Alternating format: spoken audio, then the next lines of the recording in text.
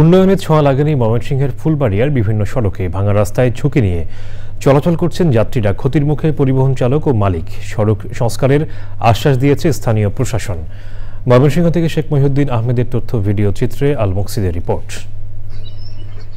মেরামতের অভাবে ময়মনসিংহের ফুলবাড়িয়ার প্রধান সড়ক থেকে শুরু করে বিভিন্ন ইউনিয়নের সড়কগুলোর বেহাল দশা।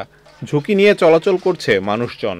শুষ্ক মৌসুমে ধুলাবালি আর বর্ষাকালে কাদা পানি মারিয়ে চলতে হয় পথচারীদের। জ্যাম হয়, এই রাস্তার মোড়টার মধ্যে গাড়ি আটকে যায়। তারপর রাস্তাটা বড় হলে ভালো হইতো, আমরা আনিগিনি করতে পারি না, ভ্যান দিয়ে আসার লাগে। এই রাস্তার কারণে অনেক হাসপাতালের দিকে রুগী যেতে পারে না। বৃষ্টির সময় আসলে এই যে জায়গাগুলোর মধ্যে পানি বেজে থাকে, আর গরমের সময় তো প্রচুর ধুলা ওঠে।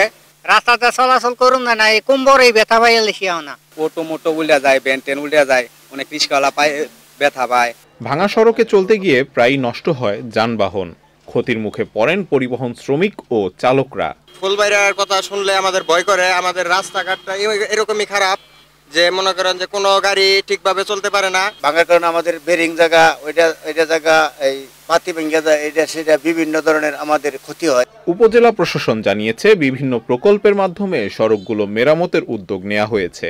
আমরা যে সামনে এডিপি প্রকল্প বাস্তবায়ন করব, আমরা মিটিং করতেছি যে এই প্রকল্পগুলা এই রাস্তা মেরামত বা রাস্তা সংস্করণ যাই বলি না কেন সেগুলোর কাজে যথাযথভাবে আমরা লাগাবো ইনশাআল্লাহ।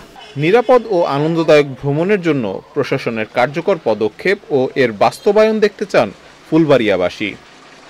আল মুকসিদ, চ্যানেল আই। বান্ডেল থাকলে প্রতি সেনমানিতে টাকা বাঁচবে। বিকাশ সেনমানি বান্ডেল কিনে জিতুন প্রতি লেনদেনে।